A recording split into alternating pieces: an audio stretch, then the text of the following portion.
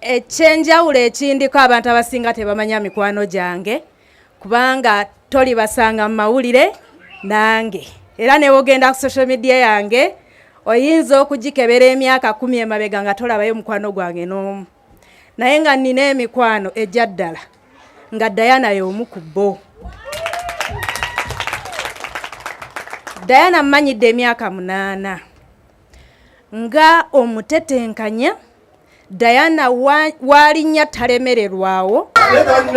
Basoba ne banyabo we cannot take this function for granted. Olwokuba nti byanjigiriza twagala okutegeeza maama nti oyo omwana ogwa Minister of Education and Sports abusobola. Nengo yanguye. Esomero tuliguddewo mu butongole. Esomero kyabatya? Esomero lwalita Tegalya Infant School. Tegalya lijja litya? Abaganda bakimanyi bulungi n'abatali Baganda nti olwo lugero. Okay. Omugenda mukulu akutte vakansi. Tezera kukyempulira makansi. Tukulawo Tegalya Infant School mu linnya lya Yesu Kristo. Ya Yesu Kristo mukama waffe. Amina. Tumbe tuyaddako okwogerako gye muli. Tumbe tugenda kweyongerayo wano abamawulire mutuweyo ku space. Ajje asayinige autograph wano. Agenda kusayininga.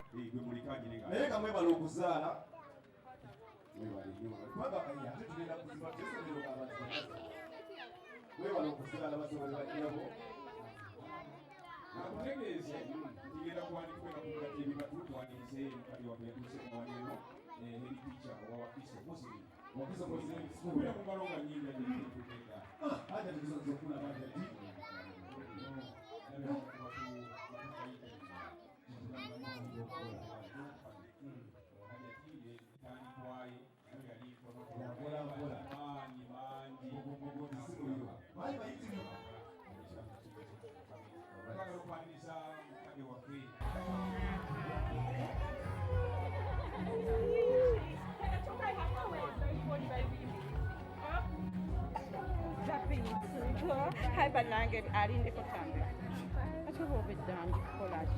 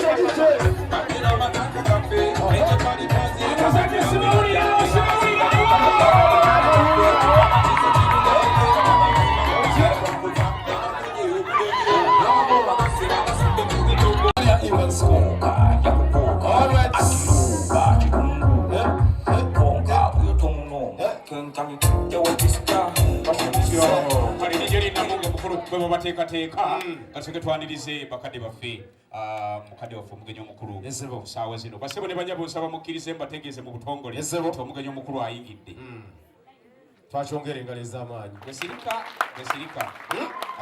buli atakubangalo ngenda muke n'emmere erinda ku lanchi njagala bategeeza basebo ne banyabo nti esaawa zino bakade baffe bano emirimu mingi emikolo mingi ne bw'aba asazeewo n'agamba nti ze ŋŋenda kuteggalya international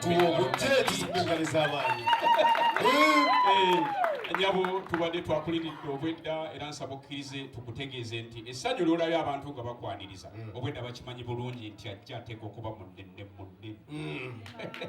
era ky'oba olaba n'enjuba yeekwese kakati biri lwaki dijjakubye ziri ennyimba ebyo era n'omutuulira embeera ekiraga akikoze intentionally n'obutebe bw'oba olaba era tojja kubuuza tojja kugaa ati kalagundi nga sigiraba era tojja giraba tujja byogera oluvannyuma tudde wano yes madam Nyabo madam Tegalya madam Today 26 July 2025 we are officially unveiling our brand to you all. We are unveiling now. My school is Tegalya Infant School. It is located in Kasengeje, Wakiso district. The school picked its name from a popular Chiganda and family proverb. Tegala loosely meaning that in life it's about brain power rather than physical power. That can offer permanent and long-term success in life. Thank you. We are once again honored to have you here. We hope you find the event wonderful. Thank you for listening. Bigambo tusome mbitegedde bulungi. enti ensi yakulwanyisa magezi simaanyi.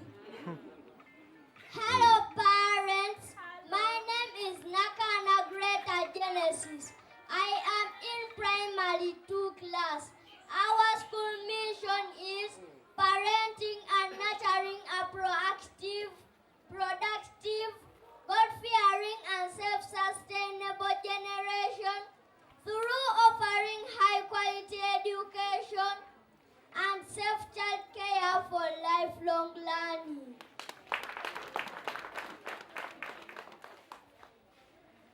Hello parents, my name is Mangu Simba Praise. My school is Tegalia Infant School. It is located in Kasengeje, Wakiso district. I am in primary 3 class. My class teacher is Teacher Musana Anton.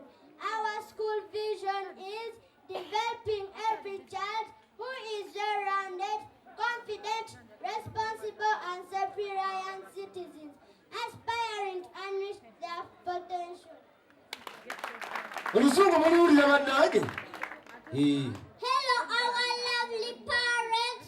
My name is Namlema Aisha Grit. My school is Tegalia Infant School. I am in top class Rainbow. My class teacher is Teacher Nakanwaji Jovia. Our core values are got from the word Tegalia. Spelling mukirabye doozi. Team for teamwork.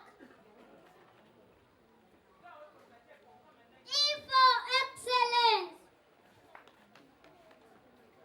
G for God-fearing. A for accuracy. A for leadership. Wow. Y for yield. A for accountability. Oyo mutabyabufuzi asembyeyo. Tegalia profile gye tubadde tumenyamenya tegalia ennyukuta ezo ezirimu n'ebigambo ebitambulirako naye nga tukutegeeza era bategeezezza nti tegalia kitegeeza amaanyi tegalia bintu bya bwongo. Tugenda mu maaso. I am in primary 1 class. On the stage is primary 1 class. We are going to recite a poem entitled Director. Director, director, director. Oh, what a wonderful dream God gave you. You have given us well-equipped teachers who teach us fluent English, good buildings and attractive environment for learning. Director, director, director. You have developed the children's talents and the tender way you speak to us gently. Your efforts can take our hopes and dreams. We look healthy because of the proper feeding given to us. Director, director, director.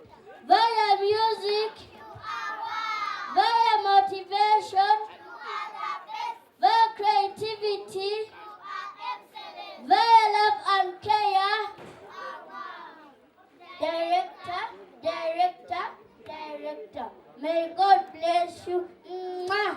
Hey. Sing.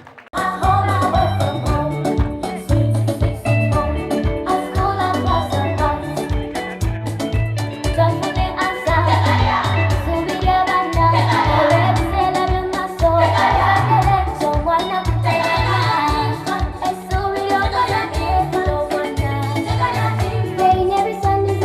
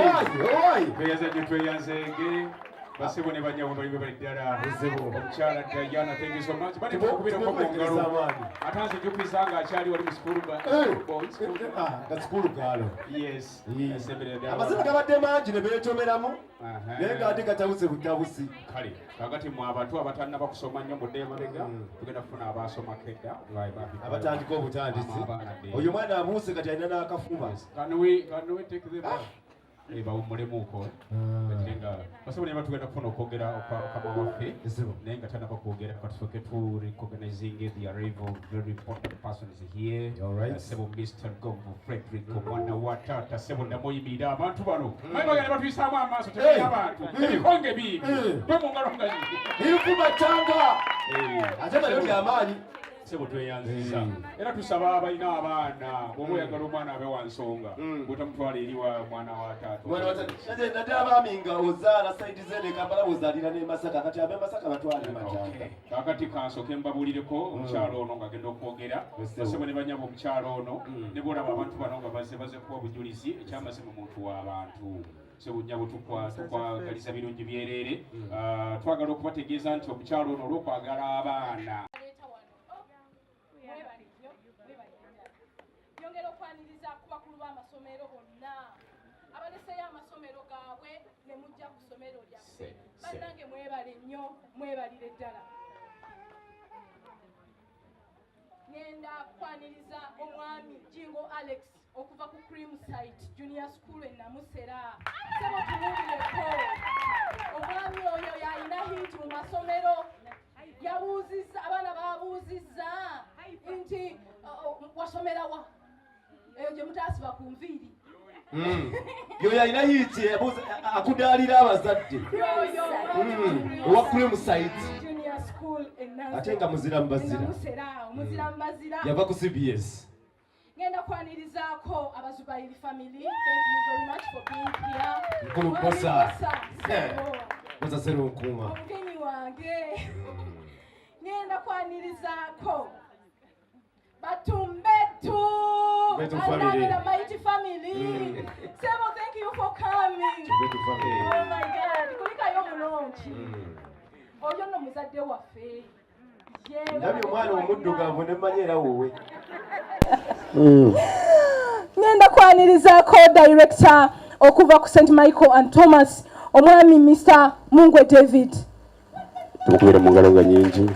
Ngenda kwanirizaako head teacher owa St. Michael and Thomas omwami Musana Ismail.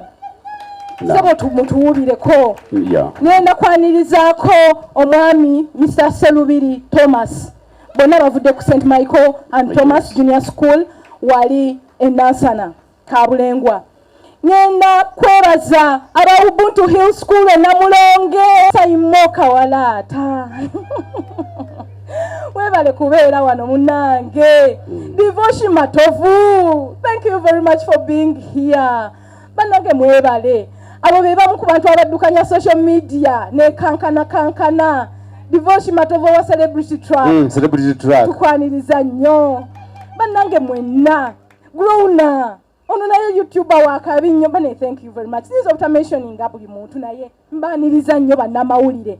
Nina bakama bange bannange nina omukwano gwange bannange mukyala Barbara Itungo engalonga nyingi bannange nga nkwagala nnyo. Nze nno gwe mulaba sinatandika speech yange kati gye ŋŋendako mbadde mbaaniriza ate manyi oli mu kukubira owunzika so mbadde nsaba njogereko gye muli. Abaana bange bano nga bwe mubalaba mbaagala nnyo nnyo bano be bafudde tegalya kyeri bagezi nnyo bakwata mangu nnyo banjagala nnyo mbaagala nnyo. This is a home away from home. Okay, ladies and gentlemen, you're most welcome. My beloved friends, my beloved director, with a deeply grateful heart, I'm really humbled to welcome you here all. Today is not just a day on the calendar.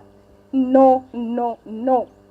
today is an echo of many years of unseen labor, self-discovery, silent prayers, and the remarkable inspiration you've all sown into my journey. That's why I'm here to thank all of you that has come here to support a dream that came true. For over a decade, you knew me as schoolgirl Diana Akawala Esomero, the lady who moved school to school, microphone in hand, camera crew, moreover the town, passionately telling the stories of Uganda's brightest young talents and proudly showcasing the excellence of schools all over the world. But even as I stood behind the cameras, something else was quietly growing inside me. A vision. Yes, a vision not to promote education, but to one day build a home for it. And this is the home of that dream. A space where learning begins, not just from books, no, but from love. A space where every child, no matter their background, is seen, celebrated, and set on a path of purpose from the very start. Ladies and gentlemen, that dream is what gave birth to Tegalia Infant School. I believe that great trees begin as small as seeds. However, they must be planted in the right soil, watered with faith, and nurtured with love. That is Tegalia Infant School, Wakiso Kasengeje.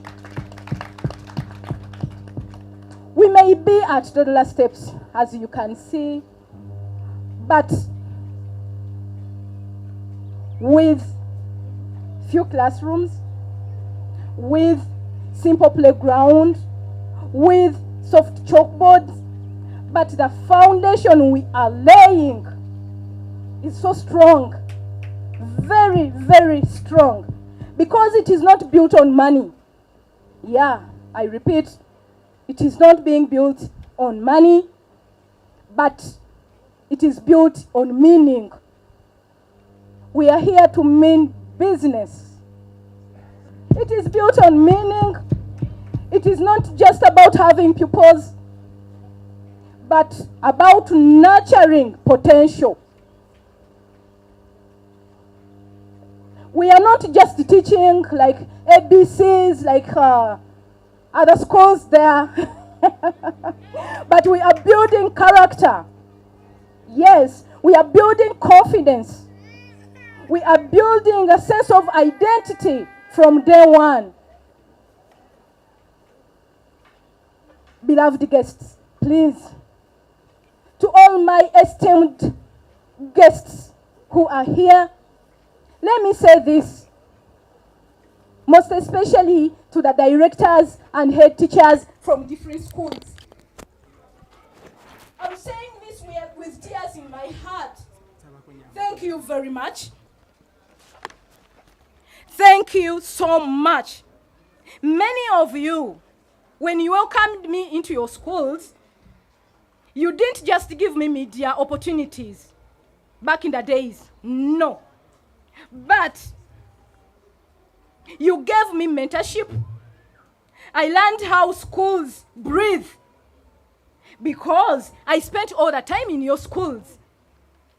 Yeah, I saw what it was, how it works. I saw what love is. Help me here.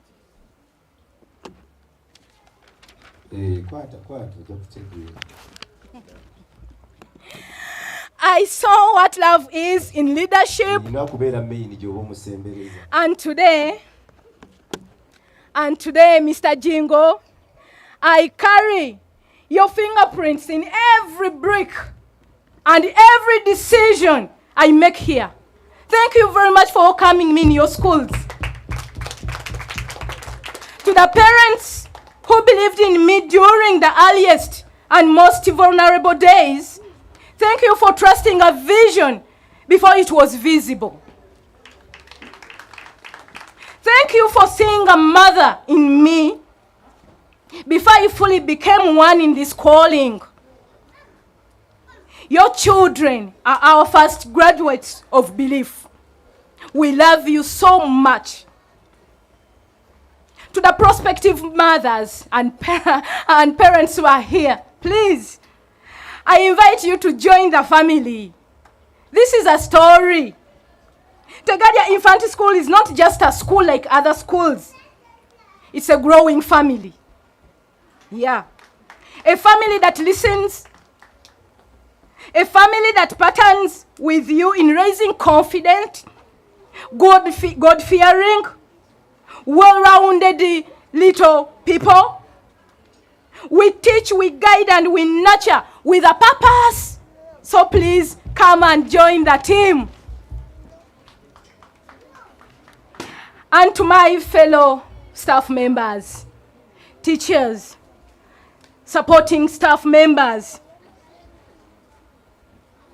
volunteers, and dream believers who are here, I love you so much.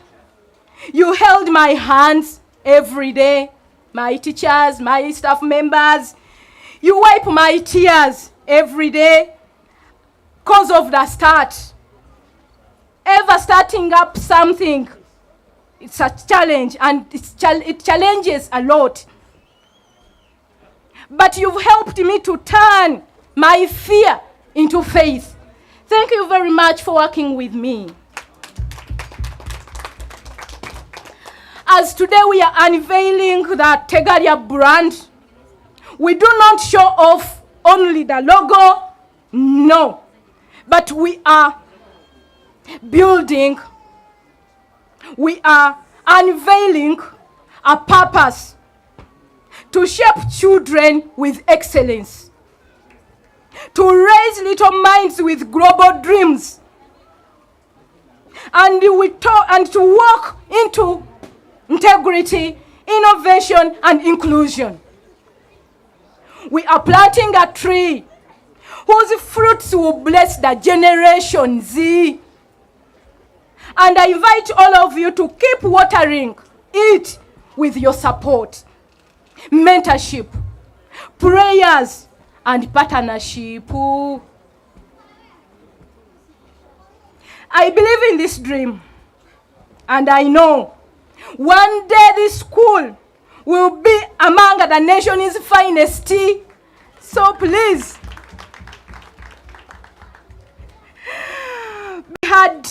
it is not that we had the most, no, but it is because we've loved the most.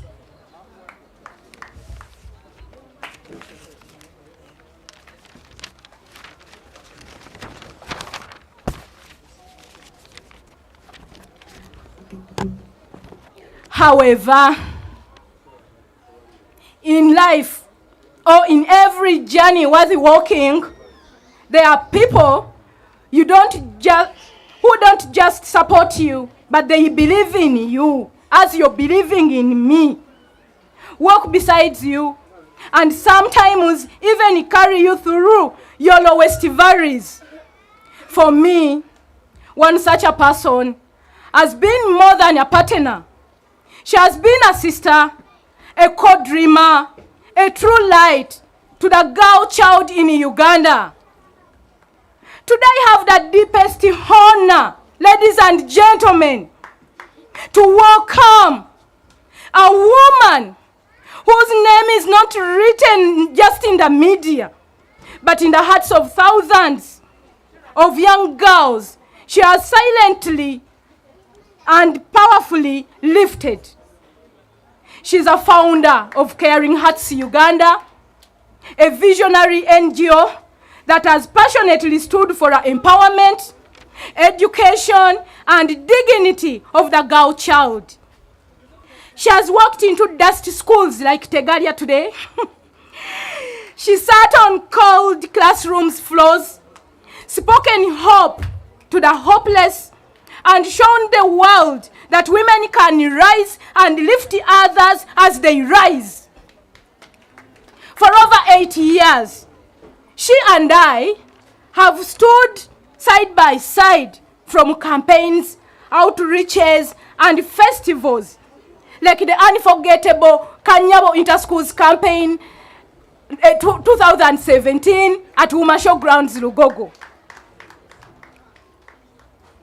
And today, she's not here as a celebrity.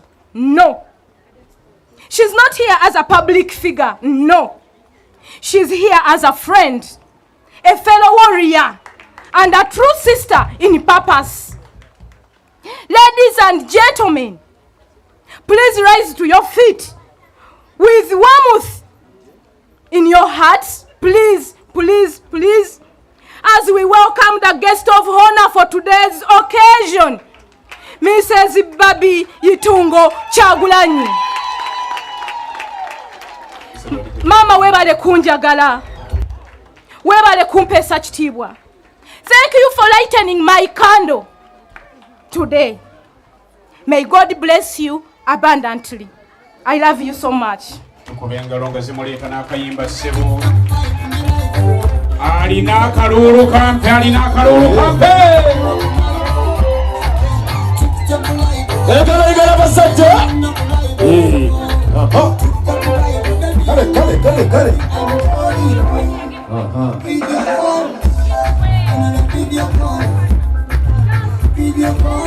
All right. Munyongere ngalo.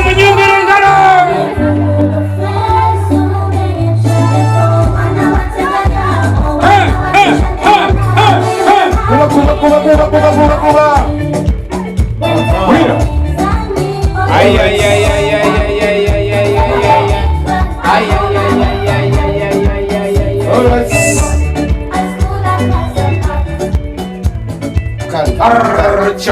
Tuyanze ndibasomole betusonga kubengalo nga nyingi awo mama wa abazadde awo ne batata mu kubengalo mama nga agenda okwogerako gye tuli waliwo bempulira eyo nga babayita bamama ndowooza this one is the true mama kubanga ayagala nabantu kumwongera engalo ekyokubiri nnyabo mama twagala okutuma nti oyo omwana oyo Diana don't mukaba nange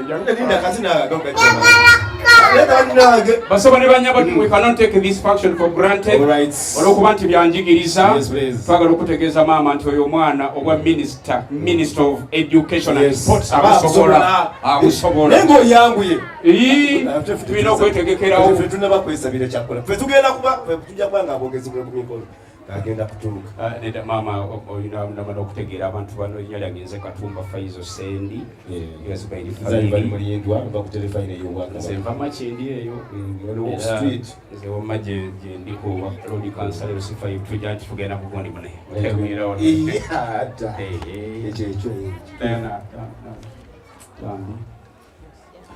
ate amaziga gajja mangu ogenda kulembera kwebuka abamama basebo neyanziza okumpa akazindaalo kano kineewunyisa ennyo okubanga muneeyanjulira kubamba manyi temuli ba bulijjo muli basereebu nnyo era wano wendi nyimiridde mu kifo ekirimu abantu bembadde nange ndaba ku social media ondeesa wazibu ompadde chance erabako abaakabi waneeno ndi musanyufu nnyo okubeera nammwe olwaleero. All dignitaries, guests of Diana, guests of Tegalia Infant School, bazadde baffe, baddiya bakama baffe. Ndi musanyufu nnyo okujja n'embeera wano nammwe. Nja kwogerera wano wabbali kubanga bano mubalaba. Bano bye ngenda okwogera olwaleero tebajja kubyerabira. Era ngenda kubanga njogera eno nga njogera neeyo gye muli. Amanya agange yenze Itungo Barbie Kyagulanyi. Abasinga bampita First Lady. Wano ndiwo nga mukwano gwa Diana. ekyenjawulo ekindiko abantu abasinga tebamanya mikwano gyange kubanga toli basanga mu mawulire nange era ne wogenda ku social media yange oyinza okugikebera emyaka 10 emabega nga tolabayo mukwano gwange n'omu naye nga nina emikwano ejja ddala nga Diana y'omu ku bo. Diana mmanyidde emyaka 8 nga omutetenkanya. Diana walinnya talemererwawo. Diana kyayagala akifuna. Diana alumirirwa. Diana awa ekitiibwa. Diana assaayo omwoyo ku buli kimu ky'abataddeko engalo. Era seewuunya nnyo okulaba quality y'abaana Diana b'ofulumizza olwaleero ne tulabako. Era buli kye mbadde ndaba wano nga yoyo Diana, she couldn't have done less than that. Tukwenyumiririzaamu webala omulimu gw'okola. Bamaama bataata abaweereza school fees tubeeyanza. Mwebale kutusobozesa olwono ntandise okwebaliramu. Naye bintu bya Director Diana. Naye era bw'afuna mba nfuna. Tweyanza nnyo okusasula school fees mu budde. N'okutererera ku baana bano nga tubabaddiza. Ndabye nga Mwami Balinda, Sebo Mwami Balinda, nsaba ojjeko wano. Ndabye Mwami Balinda ono nga atunnyonnyola letters eziri mu linnya tegalya nga batubuulira letter T stands for something, letter E stands for something. Omwami ono atunnyonnyodde nti E stands for excellence. Ekifo kino kikolerera okubawa abaana ababangufu nga ddala bw'omukwatako bwe kaba kabiri ti osazaako kamu. Era example esinze ebadde y'omwami ono bwe mba nga mubaddewo nga mumulabye muyinza okufuna ekifaananyi ekituufu essomero lino kye ligenda okufulumya. Neyanza Ssebo ne weddirayo. Waliwo omukyalo omulala mukama waffe bamuyita Hazel. Hazel taliiwo wano. Hazel oyo mbadde njagala mwogereko nga waali. Naye speech yange genda kubeera ku kigambo excellence. Ekigambo excellence kitegeeza okucelebratinga buli kokulaakulanyeeko buli lunaku. Kiringa kuzimba kizimbe. Tofaali ly'oteekako ligenda waggulu walinnaalyo n'eriddakaawo n'ofuna ekizimbe ekinene. Excellence is the result of little by little work put together. Abaana bano bava ewaka nga mubayigiriza okusiba engatto. Wano ne tubayigiriza nti kibaliga afaanana bw'ati n'engatto entuufu zifaanana bwe ziti. Omwana agenda okuyiga okutambula mu kkubo eyo nga muntu mukulu ng'ali excellent ng'atambula ali smart naye nga wabaddewo emitendera gy'ayitamu okusobola okubeera excellent to that level. Wano essomero kye ndirabyeko nga mbaleetera examples 2. Emu ya Hazel, endala ya mwami ono, Mwami Balinda. Waliwo characters za mirundi 2. Nkuteka video mu simu yange awo. Era nenkaweereza abaana baffe ku family group. Tulina ka group kafe akafamily akalimu abaana baffe ne taata ne maama. Ne mbagamba mu group eno mwana ki gwe weerabamu gwe nga gwe. Omu ku baana sijja babuulira mannya gaani. Omu ku baana yeerabye mu Hazel. Omulala yeerabye mu mwami oyo Balinda. Ne mbagamba that is life. Buli omu can approach life in a way that they are able to approach it. These children are in the same school, but they are all being raised to live this life and compete here, and they will all do well. It is just a matter of time. And the teachers to identify what the kids are good at so they can empower them. Knowledge of excellence is knowing what one is good at and empowering them in that line so that they are able to come out there and compete with everybody else. But they will all succeed because they approach life differently. Tweyanziza nnyo emirimu gye mukola. Kinumye nnyo. Kyali wange yampadde ekimuli naye ate yeebase. They are bringing her.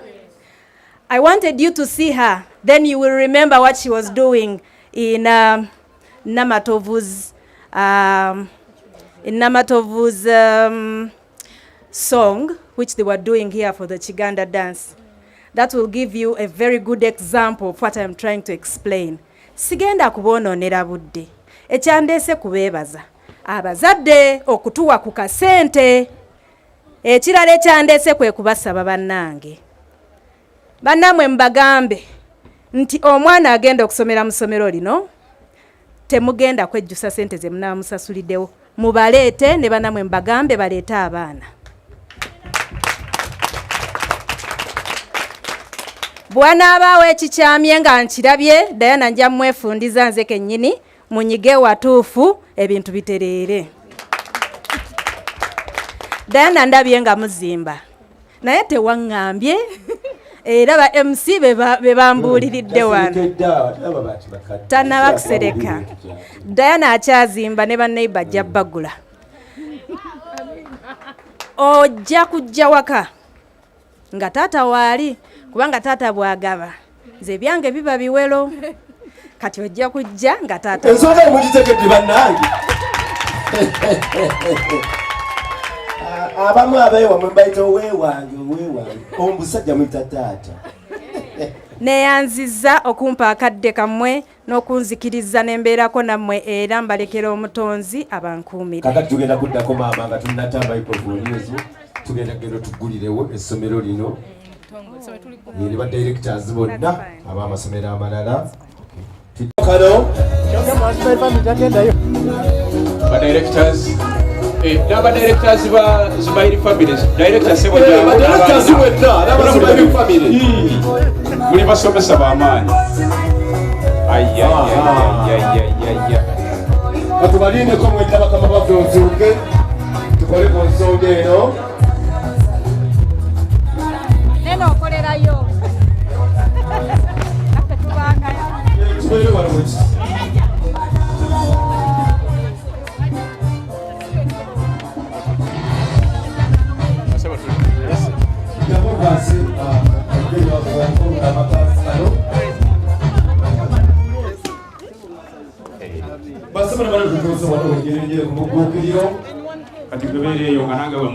okusinziira ku kyendaba omugenyi omukulu akutte makansi tuggulawo tegala infant school mu linnya lya Yesu Kristo mukama waffe amiina. Tumbeetu yaddako okwogerako gye muli tumbeetu tugenda kweyongerayo wano abamawulire mutuweeyo ku space ajje asayininge autograph wano agenda kusayininga autograph agenda kutubikkulirako wano abikkudde okusinziira ku kyenkulira tuli eno tubikkula baje ennungi eyategalya infant school balina talents bebaddeko okutwogerako gye tuli gye tuli webali bakyali naffe bagenda kubeera wano paka tebalina bebalaga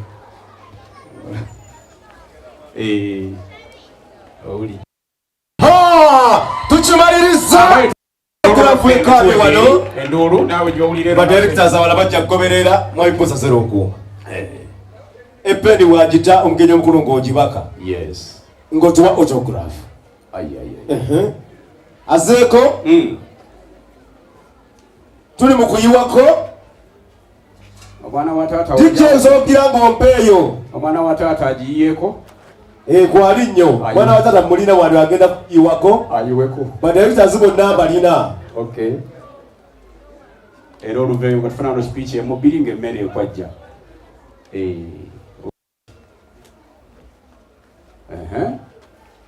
ije kabereyo mu background yaka okay. Oh, thank you so much. Ekizimbe banange kigudawo mu butongole. Today is unveiling. Yes. It's Tegalia Infant School brand unveiling and Thanksgiving. Tukuto unveiling kwe kugulawo. Kwe kujele nago. Nyam. Tyo, omwami liko mpeni yajirina. Okay. Ayiyeko. Balina talent bebaddako okuyiwa kwawo. Bamazidde. Baba. Bazze alina talent waliwa. Bannange. Husband your family? Uyita mwami lugonvu paka wano ku visitors book.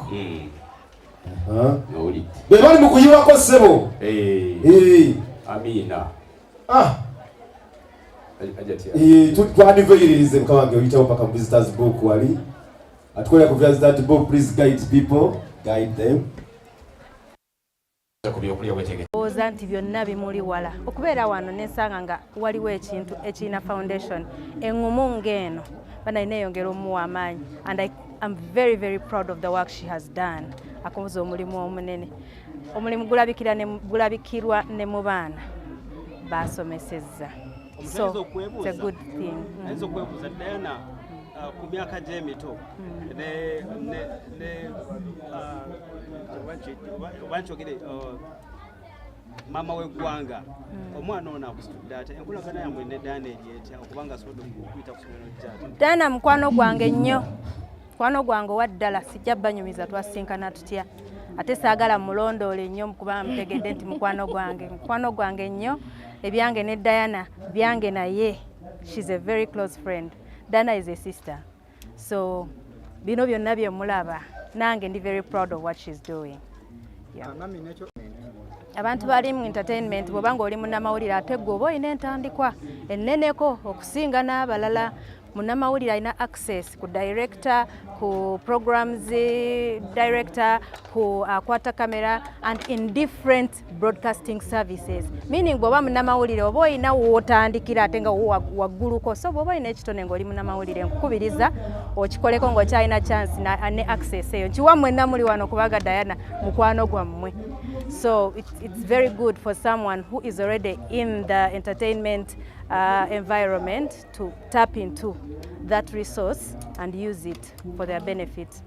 Abazadde bali eyo abaana ennaku zino boononese abamu balina ebiragalalagala kyo abazadde babeererewo abaana baabwe. Tuli bize nnyo ng'abazadde, abaana baffe tetubawadde budde, ate n'abazadde abamu tebafuddeeyo nnyo kumanya mikwano gy'abaana baabwe wa gye batambulira, tebabatereddewo obudde ki bwe balina kubeera waka. So abazadde bakole ogwabwe, ate obanga omuzadde omanya omwana bw'aba asazeewo okukola ekintu ekikyamu gye bujja mu maaso awo, gwe ng'omuzadde oba wakola gugwo. So omuzadde akole ogugwo abeere muzadde.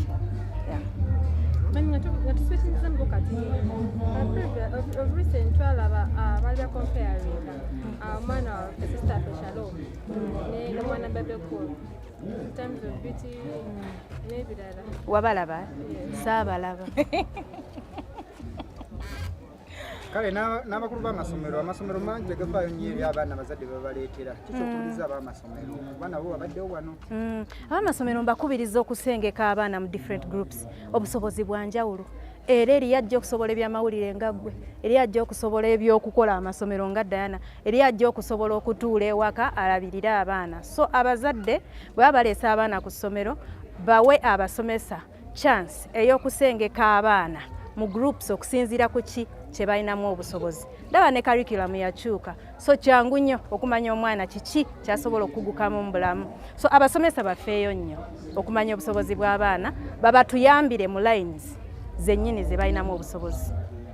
Gwenga mukwano gwa Diana ate omukyalo omunene oba omukulu mu ggwanga lino, Diana oyinzamu obubaka ki okusinziira ku strategy yatadde waneeno mu kitundu kya waneeno? Njagala ekintu kimu, njagala Diana yekkiririzeemu. I will. Kyokka ekyo. Okay, thank you very much. Namukhoze kusemba era abazadde b'abantu abavoola abaana ku social media bwe balaba ngakoze akantu n'akavumirira oba omwana n'amugamba nti mwana mubi afaanananga kino.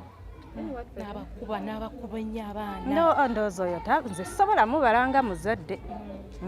Oyo mba sisobola kwogerako naye kuba taba muzadde. Ate oba oŋŋambye nti abazadde abali bwe batyo mu social media, omuntu asobola okukola ekintu ekityo ku social media taba muzadde.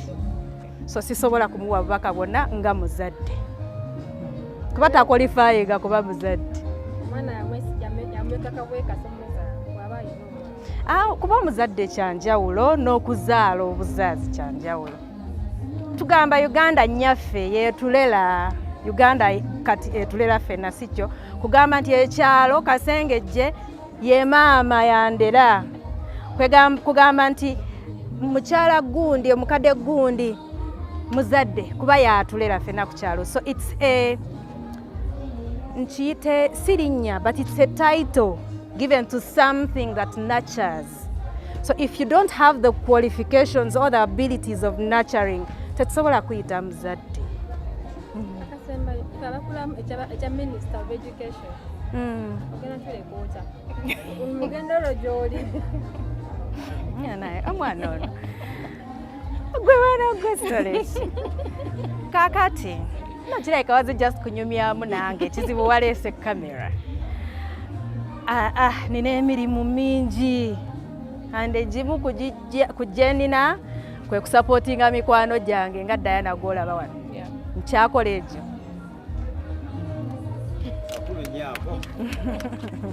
Thank you very much. Kale ku celebration extra UG ogamba otya omulungi atula ne kunkutu ejenjawulo Simon official mulengerawo wali ku side Barbie ground ogamba otya nawe nkulaba wane side wano n'abalala bonna mikwano gyaffe tutambudde nawo olunaku olwaleero. Olunaku olwaleero tuli kundowooza tuli mbibala bannamawulire bw'otunuulira bannamawulire ebintu byatuuseeko n'ebintu bye bakoze bakyakola naddala ebintu ebyewuunyisa. Uno gweni naye wano nako olwaleero tulwanye entalo zonna tuyiribye ffenna mu mawulire n'okutuuka olunaku olwaleero n'okutuuka olunaku olwaleero yakubira esibulaga wotabeerawo twawukanye kati ndine Diana school girl. Olwaleero aguddewo essomero mu butongole jatubulira ssomero kikaaki abamuwulira Diana ayina essomero temanyi ssomero kiri aguddewo.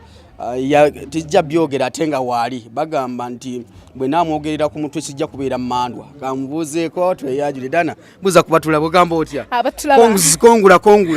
kongula neyanza nnyo Divorce Matovu okwanirizaako wano ku Tegalya Infant School. Olunaku olwaliro nga 26 twaleetegekera dda nga lunaku lwe tugenda okwaniveilinga brand yaffe eri eggwanga. Essomero tuliguddewo mu butongole. Essomero lwayita Tegalya Infant School. Tegalya lijja litya? Abaganda bakimanyi bulungi n'abatali baganda nti olwo lugero olugwayo nti amaanyi tegalya magezi gegalya. Era bwe nakitunulamu n'endaba ng'amazima obuwanguzi bwonna bwetoloolera ku magezi. Omuntu atalina magezi bane kiba kizibu okuwangula ne ngamba nti okutuuka wentuuse gabadde magezi. Essomero lyange kandi tuume nti amaanyi ne bwotika ntera nnyo gamba abantu nti okwetika ekutiya y'obummonde n'ofiirawo emimmonde ne gikumenya ne bakusasula 2,000 ago sige maanyi. Nze nsobola okukwata peni n'ensayininga miliyoni 10. Kino kyebagamba nti amaanyi Tegalya singa embazi yeewaata kubanga eyasa ebiti ebinene naye magezi gegalya era kamba akatono bwe kati kekawaata. Tutunulire ku lugendo lwa Diana school girl n'okutuuka wano nako olwaleero kubanga oguddewo essomero okoze ebintu eby'enjawulo naye nga byekuusa ku masomero shows okoze ku TV programs zonna z'okola twaline Kanyabo by then ekirowoozo kino kijjawa kikugira kitya noga naye kati webituuse nange kambeeko director. Okay. Ng'omusomesa omutendeke nze ndi musomesa omutendeke ddala nina bachelor's degree in education. Kyansikiriza nnyo okugamba nti bane bye nasoma nange kambiteeke mu nkola. Teri muntu asoma busomesa ng'oyagala kubeera musomesa ebbanga lyonna. Naawe oba ogamba singa nfuna opportunity nja kubeerako director w'essomero. Kati okuba nti ekyo kye nasoma ate nenzijja nenfuna obumanyirivu ennyo mu baana okubakolamu emyaka 10 nga ngenda mu masomero ag'enjawulo na becoming inspired. Amasomero mangi gansikiriza nnyo bye nasoma mbiteeke mu nkola. Kuba nakolagananga ne ba directors ab'amasomero ag'enjawulo era nga balabye ku mukolo nga bambuulira bwe bitambula mbafunako amagezi ag'enjawulo. Kati bwe nagamba nti mpumula emirimu gyange egya TV kangende nkola essomero nali neeteeseteese ekimala nali inspired by so many schools ate n'okugattako obukugu bwe nasoma. Esebo wakati ng'otandika ekirooto kyo kino oba okusomozebwa okw'amaanyi so far bitambudde bitya? Mu bulamu obuwanguzi bwonna kwe kutandika. Nze kasita natandika ne mmanya nti teri kintu kyotandika nga temuli kusomoozebwa. Okusomoozebwa nkulaba era kunkosa nkusanga ne kunyigiriza naye nsigala nga ndi mugumu nti natandika. Yesebo so okusomoozebwa kungi sijja kwogerako naye ekikulu twatandika. Tegalya asangibwawa? Tegalya asangibwa Kasengejje wa Kiso district. Bwotuke Kasengejje bwoti oba otutuuseeko gwokuba bukubi ku simu zaffe oba ojja tulaba era oba ojja kutusinkana.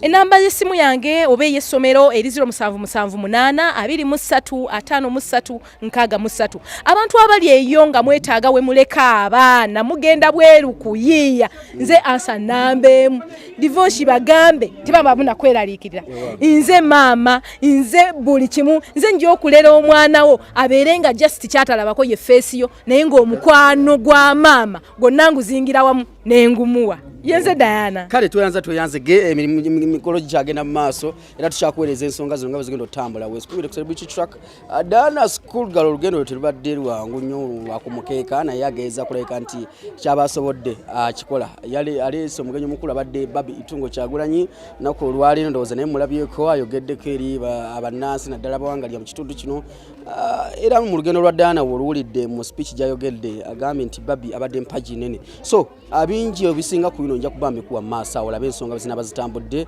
wekumire ku celebrity track muganda wange Mati T ogamba otya